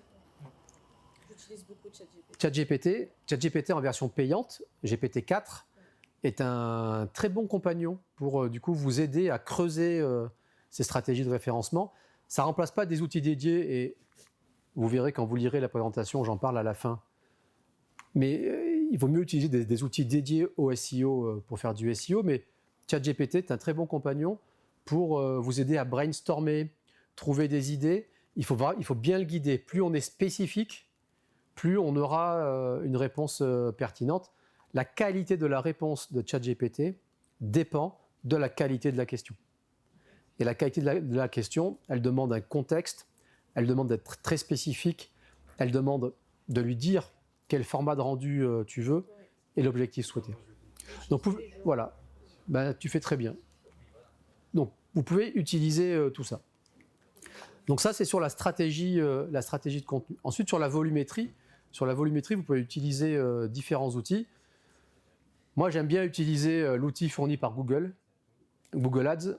Quand vous allez sur Google Ads, alors vous pouvez ouvrir un compte Google Ads, c'est gratuit, simplement quand vous n'allez pas faire de publicité, après il va vous le fermer Google. Mais sur Google Ads, vous avez un outil qui est l'outil de planificateur des mots-clés et qui vous donne la volumétrie directement issue de Google par rapport à votre marché. Si je prends l'exemple de coach en parentalité, si tu vas sur Google Ads, si tu veux après la présentation, on pourra regarder si ça t'intéresse, on va taper coach en parentalité et Google va te dire précisément tous les mois combien de personnes tapent ce mot-clé sur le moteur de recherche. Donc, la stratégie de contenu, la volumétrie, c'est super important parce que ça ne sert à rien d'aller faire du contenu sur des mots-clés qui ne sont pas, encore une fois, recherchés sur Internet. On est d'accord. Donc, on utilise des outils. Il y a plein d'outils qui permettent de pouvoir récupérer la volumétrie du marché, mais il faut savoir que tous les outils que vous allez retrouver, ils viennent prendre la donnée de Google. C'est pour ça que moi, j'aime bien aller directement à la source. Mais il y a plein d'outils qui permettent de le faire. Moi, j'aime bien utiliser aussi Yoda Insight, des outils qui marchent bien. Vous avez des outils comme SEMrush, SEMrush aussi, mais qui sont des outils payants. Vous pouvez utiliser en gratuit, il y a un autre outil qui est très sympa chez Google qui s'appelle Google Trend. Ça, c'est complètement gratuit. Google Trend, demain, tu veux monter un business. Tu dis, voilà, moi, j'ai cette idée de business à monter.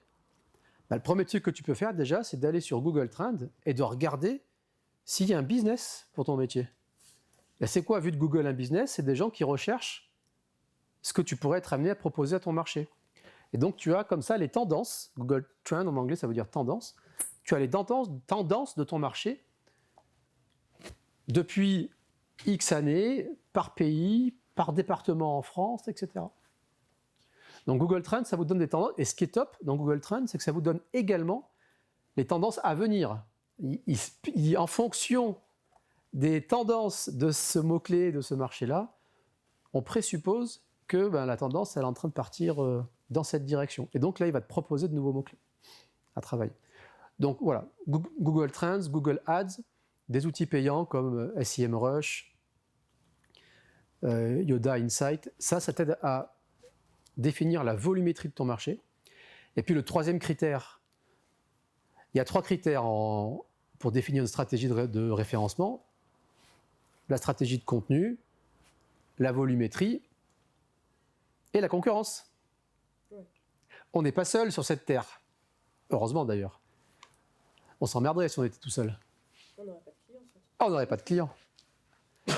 Donc les outils t'aident aussi à voir ce que font les concurrents. Tous les outils que je vous ai cités permettent d'analyser la concurrence. Je vous montrerai aussi à la fin de l'atelier, on pourra faire un test sur un site internet et vous montrer la concurrence.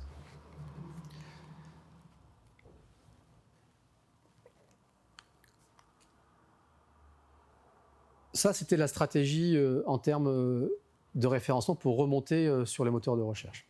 Et c'est totalement applicable à vos activités. Et c'est ce sur quoi il faut vraiment travailler, la stratégie de contenu. C'est le plus important. S'il y a un truc à retenir de l'atelier de ce matin, si vous souhaitez remonter dans les moteurs de recherche, travaillez votre contenu, travaillez-le sur des questions concrètes que se posent les gens, et plus votre question elle est complète, mieux c'est. C'est ce qu'on appelle la longue traîne en référencement. Je n'ai pas envie d'employer des termes techniques, mais plus vous travaillez sur des questions dites longue traîne, des questions longues, plus vous allez cibler la question de l'internaute, et plus vous allez avoir de chances de pouvoir remonter comme ça sur la réponse. A l'inverse, plus je traite un mot-clé qui est court, plus j'ai de concurrence et moins j'ai de chances de remonter. Si je veux référencer mon site internet sur basket Adidas, vous imaginez bien que vous n'êtes pas le seul à vendre des baskets Adidas. En revanche, si je veux référencer mon site sur basket Adidas rose pour filles de 7 ans, déjà là c'est beaucoup plus précis comme recherche. Donc là peut-être que j'aurai un peu plus de chance de remonter dans le moteur de recherche. Mais c'est pareil pour vos activités. Donc c'est la stratégie de contenu avec l'idée qu'on a un mot-clé, on travaille un mot-clé par contenu, un mot-clé par contenu, pas 10, un. Donc un article, il répond à une question, on travaille un mot-clé.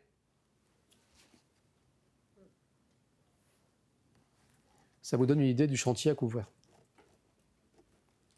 Donc ça, c'est le plus important. Si à l'issue de l'atelier, vous avez compris ça, vous avez déjà franchi un pas important dans votre stratégie de référencement. Répondez aux questions que se posent les internautes. Une fois qu'on a dit ça, il reste quand même un peu de théorie et ce n'est pas aussi simple que ça le référencement. Le référencement naturel, donc apparaître en première page de Google une fois qu'on a passé le payant et la Maps. Le référencement naturel, il obéit principalement à 3 règles. Il faut que ces 3 règles soient en concordance pour que vous ayez le maximum de chances de remonter en première page. Soit dit en passant, si un jour vous rencontrez un prestataire qui vous garantit de vous mettre en première page de Google en référencement naturel, fuyez. Personne ne peut vous garantir ça. Voilà. Il y a plus de 200 critères qui sont pris en compte, les règles du jeu changent tout le temps. Et même si les règles du jeu changent tout le temps, les critères de base demeurent, en tout cas jusqu'à présent, toujours les mêmes, mais personne ne peut vous garantir de vous mettre en première page de Google, sauf à passer par le payant. Là, oui, moi, le payant, je peux vous garantir, demain, je vous mets en première page de Google. Il n'y a pas de problème. Voilà. En revanche, ce qu'on peut garantir, c'est de respecter les règles de l'art pour faire en sorte que vous ayez le maximum de chances de remonter. Et quand on travaille bien, dans la durée, on obtient des résultats. Je ne suis pas un vendeur de rêves sur Internet. Ça fait des années que je fais ce métier-là. Et on croise beaucoup de vendeurs de rêves sur Internet. Vous allez être millionnaire grâce à Internet, venez chez moi. Méfiez-vous de ces discours. Ça tombe bien, vous faites des ateliers exprès pour vous sensibiliser à ça. Maintenant, vous êtes avertis, aguerris. Le référencement naturel, il obéit à 3 règles. La première règle, c'est la structure technique de votre site. Je n'ai pas envie d'y passer beaucoup de temps, mais la structure technique de votre site, ce n'est pas ça qui va vous faire remonter en première page. En revanche, une mauvaise structure technique, c'est ça qui risque de vous pénaliser. Si votre site il répond pas aux critères techniques attendus par Google, ça va pénaliser votre référencement. Ça va être un frein. Alors vous allez me dire, c'est quoi les critères techniques de Google? Déjà, il faut avoir un site qui charge vite sur téléphone portable. Aujourd'hui, on navigue sur Internet beaucoup depuis son téléphone portable. Et donc, on se doit d'avoir un site Internet qui soit d'abord pensé pour une lecture sur téléphone portable. Donc, il faut qu'il charge vite. Ensuite, Google, quand il vient lire votre site Internet, il attend des informations pour lui. Et là, je te vois, tu fronces les sourcils. Quand on est sur un site Internet, il y a ce qu'on voit, c'est la partie visible. Donc, ce qu'on voit, c'est l'internaute. On arrive sur un site, on voit du texte, on voit des images, etc. Ça, c'est ce qu'on voit. Et quand le moteur de recherche il vient sur le site Internet, lui, pour comprendre votre contenu, il a besoin d'avoir des points de repère. Ces points de repère, c'est ce qu'on appelle des balises. Et donc, les balises, c'est par exemple, tu m'as dit tout à l'heure, le titre en gras qu'on voit sur le moteur de recherche. Ça, c'est une balise. Quand on arrive sur une page, il faut que la page elle ait des titres, des sous-titres. Ça aussi, ce sont des balises. Quand on arrive sur le moteur de recherche, on a écrit en dessous, il y a le titre en gras et en dessous, il y a un petit texte. Ça, c'est encore une balise, ça s'appelle la métadescription. Bref, Google, il attend, pour bien comprendre votre contenu, des points de repère. Et donc, il faut que votre site soit bien balisé. Voilà, c'est la base en référencement. Et c'est ce à quoi tu faisais référence tout à l'heure quand tu me parlais de ton site WordPress. Il y avait des cases, etc. Ça, c'est le balisage. Et c'est indépendant de votre contenu. Votre contenu, c'est ce qui parle aux internautes, c'est ton contenu. Et là, avec un blog, tu peux écrire autant de contenu que tu veux. Il faut juste simplement que ce contenu il soit bien balisé. Et vous aurez dans la présentation toutes les balises nécessaires pour votre référencement. Donc, il y a des critères techniques en termes de vitesse de chargement. Et vous avez du balisage. Donc, les critères techniques, en gros, on dit que ça pèse pour 15 à 20% du référencement. C'est pas ça qui va faire. C'est pas parce que vous avez un site qui charge vite sur mobile que vous allez vous retrouver en première page de Google. En revanche, si votre site, quand je clique, j'arrive pas à aller, c'est long pour arriver sur le téléphone portable, ben on le fait tous, on n'y va pas. Et donc j'envoie un mauvais signal à Google.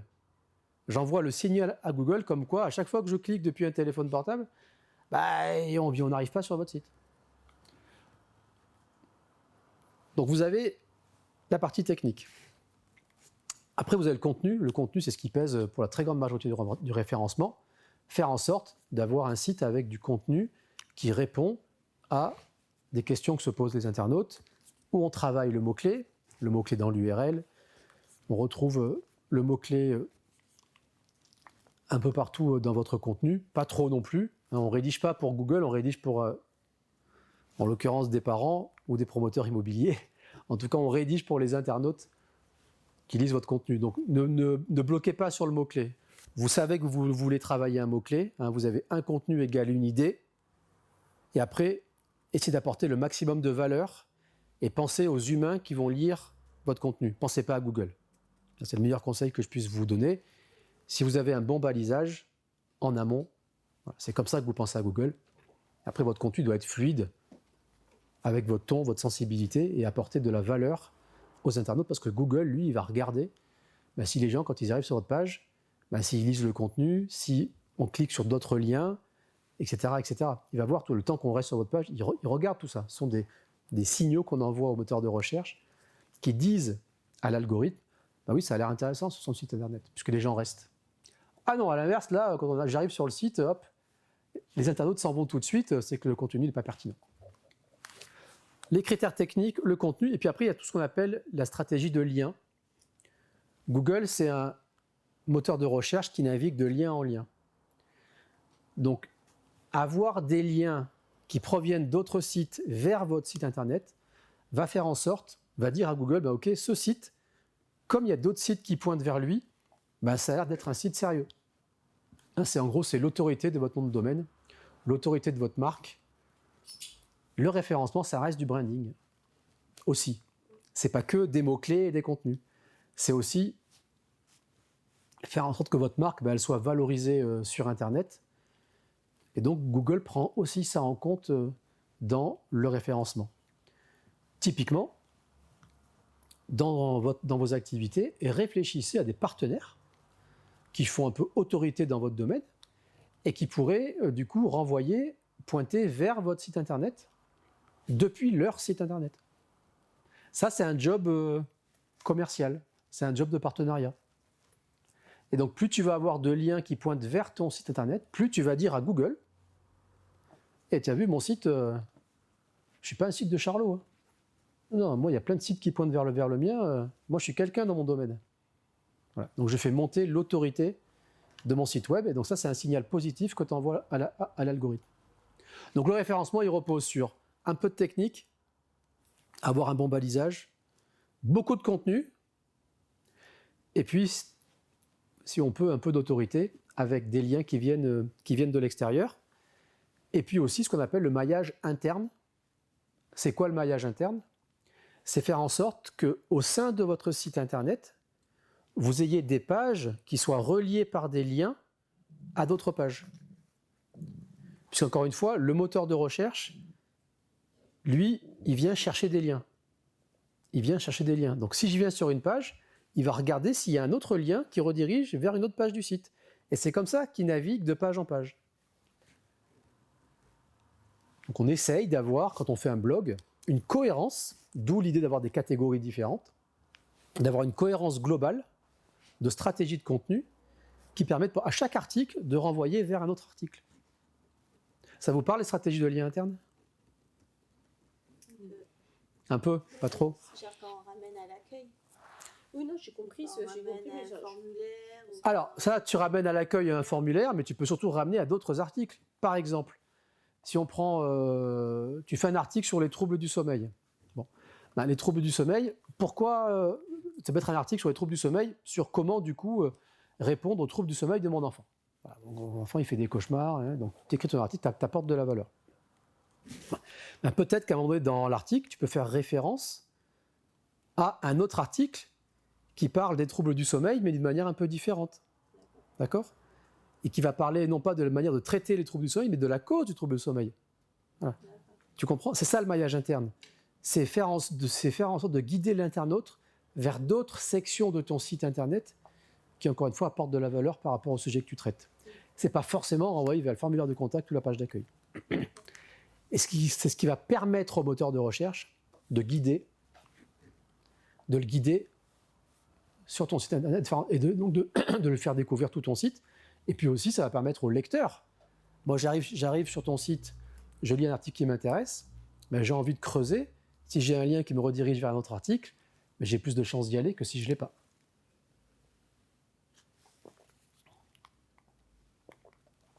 Alors, j'ai l'écran qui nous fait défaut.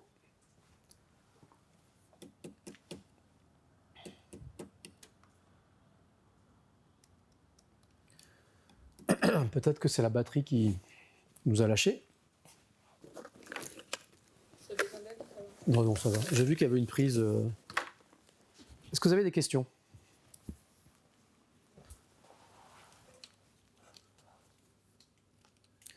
Hop là.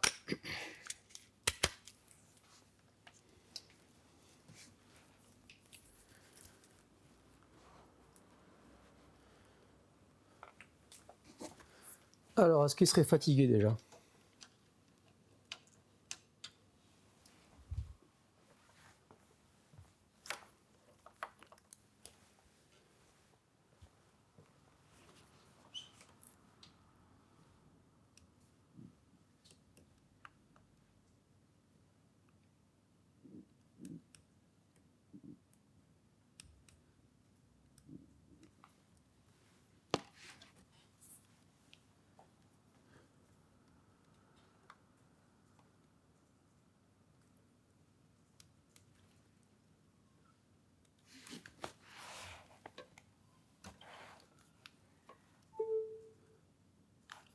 Voilà. Impeccable.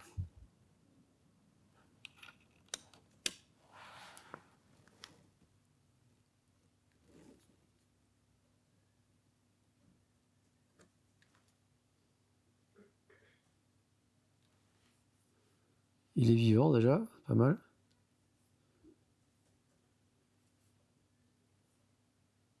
Ah non, c'était la batterie.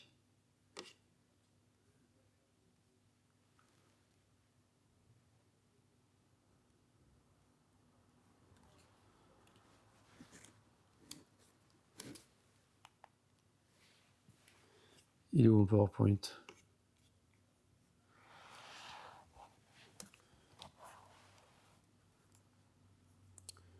Où es-tu? Voilà, tu es là.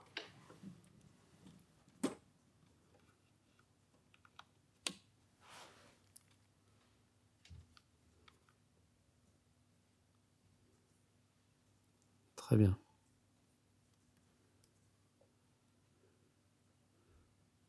Et là, vous voyez, vous aurez les outils dont je vous ai parlé. Hop. Les balises, on en a parlé. Le mobile, on en a parlé. Voilà. Moi, je voulais vous parler de ça.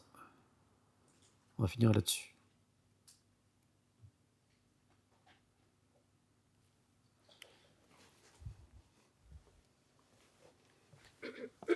Si votre business est local, à ce moment-là, ça vaut le coup de mettre en place une stratégie de référencement local. Qu'est-ce que j'entends si votre business est local? Si vos clients sont dans votre zone de chalandise, sont à proximité, tu es coach en parentalité à Marseille, il y a une notion de localité associée à ton activité. À ce moment-là, il est pertinent de mettre en place une stratégie de référencement local, sachant que par défaut, quand tu vas travailler ta stratégie de référencement local, elle sert aussi le national. Mais c'est déjà plus facile, en tout cas plus accessible, de commencer à travailler son référencement localement par rapport à un référencement national où tu vas te frotter à beaucoup plus de concurrence. Et donc la porte d'entrée pour un référencement local, c'est d'abord d'aller inscrire votre entreprise sur l'annuaire de Google, ce qu'on appelle Google My Business. La fiche Google My Business, ça vous parle? Donc, vous vous souvenez, quand on a les résultats de recherche sur le moteur de recherche, on a le payant, après on a la Maps, c'est là où Google My Business intervient, et puis après on a les résultats de recherche naturelle. Et donc, inscrire son entreprise sur l'annuaire de Google, Google My Business, vous permet d'être référencé localement par rapport à votre activité. Donc ça, ce sont des stratégies qui sont accessibles, c'est gratuit. Et après, l'enjeu pour vous, ça va être de faire remonter votre fiche Google My Business parmi les meilleures recherches dès lors que je recherche une activité comme la vôtre. Et le meilleur conseil que je puisse vous donner à ce sujet, c'est d'aller travailler les avis clients. On tourne en boucle, hein. Il y a une cohérence à tout ça. Donc vous avez votre fiche Google My Business que vous allez renseigner, ou bien la renseigner, sur les horaires, les jours d'ouverture, les photos, vos services, ce que vous proposez, mettre du contenu aussi. Donc ça, Google, il aime bien. Et puis, vous allez petit à petit développer des avis. Et donc, plus vous allez avoir d'avis, plus vous allez mettre de chances de votre côté de pouvoir remonter dans les 3 premiers résultats d'une recherche locale. Quand je fais une recherche locale, vous avez la Maps qui apparaît et tout de suite, vous avez 3 résultats avec des étoiles. Ça vous parle, ça? Voilà, ben ces 3 résultats, ce sont ceux que Google a jugés le plus pertinents par rapport à une recherche locale et les avis viennent renforcer cette promesse-là. Si je cherche d'autres résultats, il faut que je clique sur Voir plus et là, j'ai tous les acteurs locaux du sujet concerné. Mais vous imaginez bien, l'être humain, il est assez feignant. Hein. Si parmi les 3, en général, c'est ceux-là qui remportent la mise. Et donc, développer vos avis clients sur la fiche Google My Business, c'est une bonne stratégie en référencement local. Une autre stratégie en référencement local qui est intéressante, c'est dans vos articles de blog d'aller associer la localité à l'article concerné. Exemple, tu veux faire un article sur coach en parentalité, ben tu peux très bien imaginer faire un article sur coach en parentalité à Marseille. Et donc un article, ça pourrait être pourquoi faire appel à un coach en parentalité à Marseille ou où trouver un coach en parentalité à Marseille. Donc tu viens associer la localité à la requête concernée. Et donc la première étape déjà, c'est d'essayer de remonter en recherche locale. Moi, c'est le meilleur conseil là aussi que je pourrais vous donner, de commencer par là. De la longue traîne avec des réponses très ciblées à des questions que se posent les internautes. et puis travailler du référencement local, faire remonter votre fiche Google My Business par des avis, et petit à petit, avec ce type de stratégie, il y a quand même de grandes chances que vous remontiez, en tout cas en recherche locale, sur la première page de Google. Ça, ce sont des stratégies qui sont accessibles, même aux petites entreprises, bien évidemment, qui demandent un peu de temps, mais beaucoup plus accessibles que d'aller viser tout de suite des recherches nationales. En synthèse, le référencement naturel est une excellente stratégie à moyen terme de pouvoir positionner son entreprise sur le moteur de recherche dès lors que le métier qu'on fait, il est recherché sur Internet. Ça, je pense que vous l'avez compris. Si le produit que je vends ou le service que je vends, il n'est pas recherché sur Internet, ça ne sert à rien de perdre du temps là-dessus. Si c'est recherché sur Internet, ça vaut le coup d'investir dans une stratégie à moyen terme. Le référencement, c'est ce qui va vous permettre d'asseoir votre expertise, votre crédibilité et de pouvoir remonter dans le moteur de recherche pour générer du trafic vers votre siège social numérique, qui est votre site Internet. Pour ce faire, pour attirer du trafic, on vient apporter des réponses concrètes à des questions que se posent vos clients de demain.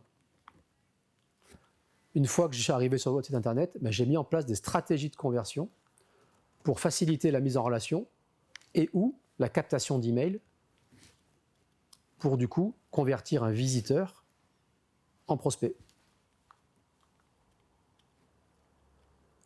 Et c'est comme ça qu'une stratégie de référencement, petit à petit, va servir votre activité. Il nous reste 5 à 10 minutes. Si vous voulez, est-ce que vous avez des questions ? Non, ça va. J'ai pas mal de pistes, là, j'ai des choses à... Ouais. Ça me donne un peu de boulot. C'est clair, ce que je vous ai raconté ? Ça m'a beaucoup aidé, ouais. Ça vous a aidé ? Ouais, j'ai des idées, là. Des pistes, en tout cas. Des pistes et des idées. D'amélioration, ouais. Surtout que moi, je ne l'ai pas encore lancé, mon site, je suis en train de le finir. Je vais intégrer la vidéo et tout. Donc là, finalement, je me pose la question si je ne ferais pas une vidéo par chaque... Parce que moi, je fais 4 prestations.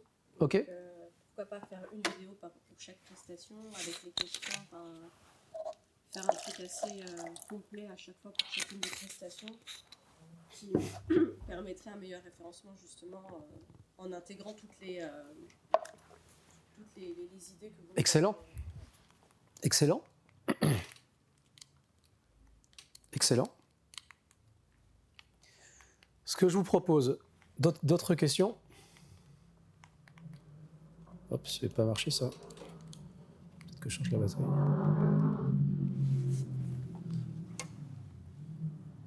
Non, c'est niqué. Alors, vous savez quoi, je vais venir à côté de vous.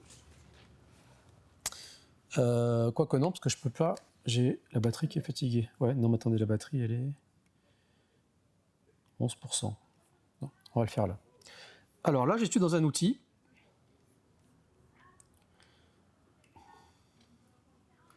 Qui permet de mesurer l'empreinte de votre site internet sur le moteur de recherche. Donc, c'est un outil, ça s'appelle Insight. C'est gratuit partiellement, donc je vous en parle parce que il est accessible. Là, moi j'ai la version payante, mais vous pouvez analyser votre site internet sur des résultats partiels, ça vous donne déjà des indicateurs. Ce qui est intéressant avec cet outil-là, c'est qu'il mesure le nombre d'expressions de recherche pour lequel votre site apparaît en première page de Google. Donc vous avez les résultats sous forme de courbe. Donc là, on voit l'évolution du référencement du client, mais surtout ce qui est hyper intéressant, c'est qu'après, l'outil vous donne tous les mots-clés pour lesquels votre site est en première position, entre la première et la 10e, en gros en première page de Google. Comme ça, vous savez exactement où vous en êtes par rapport à votre stratégie de référencement. Ce qui est intéressant aussi, c'est qu'il vous donne l'analyse des concurrents. Voilà, hop. Donc là, vous voyez tous vos concurrents. Et vous allez pouvoir, après, vous benchmarker par rapport à vos concurrents. Et l'outil va vous dire, par rapport à vos concurrents, votre concurrent, lui, il a plein de trafic sur ce mot-clé, mais toi, tu n'y es pas sur ce mot-clé. Et du coup, ça vous donne des indications des mots-clés à travailler. Puisque votre concurrent, lui, il a raflé la mise sur des mots-clés où vous êtes totalement absent. Il vous donne aussi la correspondance. Vous êtes en concurrence sur les mêmes mots-clés. Voilà. Et lui, il est devant, etc. Voilà. Donc ça vous donne des indicateurs. Ce qu'on peut faire, et puis ça vous donne plein d'autres informations, mais bon. Exactement. Ton site internet, il s'appelle comment Alors, Karine, on va voir déjà. Ouais, Karine. Parentalité. KarineParentalité.fr. Hop là. Bon, là, il m'embête avec ça.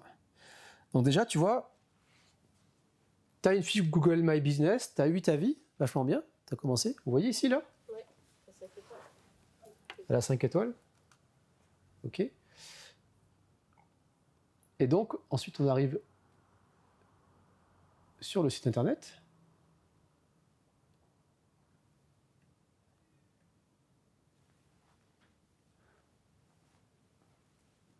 Joli, qu'est-ce que vous en pensez? Et là, je pense qu'il y a trop de texte. C'est toi qui l'as fait le texte ou tu as utilisé C'est moi qui l'IA? ai fait. Tu devrais utiliser. Moi, j'utilise beaucoup ChatGPT pour les textes de com. Bien sûr. Ouais. Il fait 80% du boulot. Je lui mets mon premier jet et après je lui dis ouais, rends-le-moi un peu plus ci, un peu plus ça, ou ajoute tel. ChatGPT, c'est un bon compagnon pour le SEO. Il fera jamais le taf vraiment des outils dédiés au SEO, mais c'est un excellent compagnon pour vous aider à rédiger, trouver des idées. Il fait le taf à 80% du temps, puis après vous pouvez personnaliser. Donc vous gagnez beaucoup de temps avec ChatGPT. Une page web, c'est à la fois un mix de texte, parce qu'il faut du texte pour que votre site soit référencé par Google. Il faut du contenu. Oui. Donc c'est à la fois un mix de texte, mais aussi d'expérience utilisateur. L'être humain, il est feignant. Oui. Donc si j'ai trop de texte, je m'en vais. Donc c'est un mix entre du texte et puis du contenu facile à lire. Typiquement, une vidéo, des titres, des infographies. Et donc on essaye comme ça de mixer avec plutôt des hauts de page qui redirigent l'internaute vers ce qu'on appelle des appels à l'action. Qu'est-ce que je veux faire à l'internaute une fois qu'il arrive sur cette page? Appel à l'action. Et puis le texte, il est plutôt en dessous, quoi. Il est en dessous parce qu'il va servir mon référencement, mais je sais que c'est pas ça qui va engager l'internaute une fois qu'il est sur mon site. Le texte, il sert à faire venir sur votre site. Parce que si j'ai du texte pertinent, si je réponds à des questions, ben, je me fais référencer. Mais une fois que je viens sur votre site, le texte, entre guillemets, il ne sert plus à rien. Il faut que j'ai des éléments de conversion qui soient accessibles, faciles à lire, faciles à comprendre, des beaux boutons. Et donc, c'est un mix des deux. Pas simple de faire. Je n'ai pas dit que c'était facile de faire un site web, hein, mais c'est un compromis. Voilà. Mais déjà, là, en premier abord, sur la charte graphique, c'est intéressant. Accompagnement accompagnante à la parentalité. Accompagnement à la parentalité. Donc là on a l'accroche.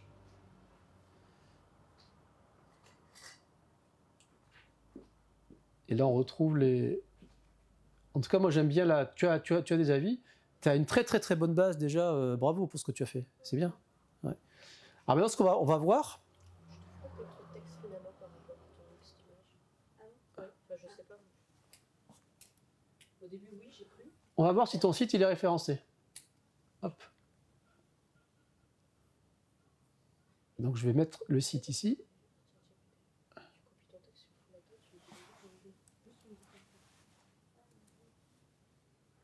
Voilà, donc ton site, il n'est pas référencé. Il n'y a rien qui sort. Mais parce que tu démarres, peut-être. Voilà. Donc, on n'a pas assez de matière pour dire... en fait, il n'y a aucun mot-clé pour lequel tu es en première page de Google. Ah bah ça, je me doutais. Voilà. Donc après, si tu as des sites concurrents, si tu veux, est-ce que tu connais des concurrents? Tu regardes des concurrents? Par exemple, j'en connais, mais à Bordeaux. C'est grave. C'est pas grave. Je sais que ça marche plutôt. Je sais, c'est les parents bohèmes. Comment ça s'appelle? Je crois que c'est les parents bohèmes. Les parents bohèmes.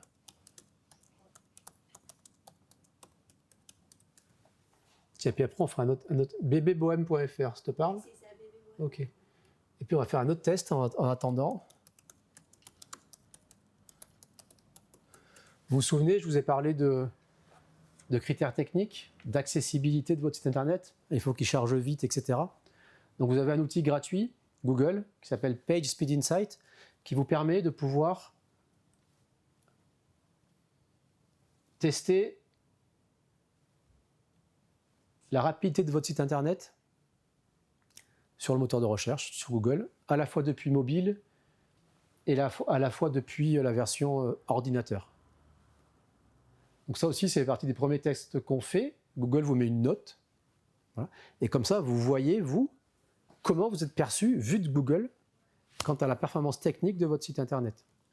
Non seulement il vous met une note, mais tu vas voir, en plus, il te donne les correctifs à apporter. Il dit, ben voilà, tu es pénalisé à cause de ça, etc., etc. Donc là, c'est excellent, bravo, on peut l'applaudir. Bravo. C'est vrai, parce que après, il est neuf, ton site internet. Il est récent. Ouais. Donc après, tu vois, il faut surveiller, parce que souvent, c'est du WordPress. Alors, c'est bien WordPress, parce que c'est un champ fonctionnel qui est riche. Le gros inconvénient du WordPress, c'est que ça se dégrade dans le temps, assez rapidement, si on n'a pas une maintenance corrective digne de ce nom. Parce qu'il y a beaucoup c'est de l'open source, il y a beaucoup de mises à jour, de plugins, de modules à faire. Et si on ne fait pas toutes ces mises à jour, ben on a le site qui se dégrade rapidement dans le temps, et on va avoir cette note de rapidité qui va chuter à une vitesse grand V. Et donc, tant que tu es au-dessus de 50, on est bien. Si tu commences à descendre, ben surveille, et peut-être que ça nécessiterait de faire des mises à jour de ton site WordPress. Voilà. En tout cas, bravo pour cette note, parce que tu as un site qui, du coup, ça veut dire quoi? Il est accessible sur mobile. Et comme il est accessible sur mobile, ben, du coup, tu n'es pas pénalisé par Google, et ça va inciter les internautes à aller sur ton site. En tout cas, quand je vais cliquer, une fois que tu seras bien référencé, parce que tu as suivi un super atelier à l'épopée, du coup, tu vas pouvoir remonter dans les moteurs de recherche et tu ne seras pas pénalisé. Donc, Google PageSpeed Insight, premier truc à faire, vous prenez votre site, vous le mettez dans la moulinette, et là, Google vous dit, vu de sa fenêtre, c'est bien, c'est pas bien. Et si c'est pas bien, qu'est-ce qu'il faut changer? OK? Et après, tu m'avais dit, le concurrent, on va voir si lui, il a un peu de trafic. Ça ressemble à ça, non?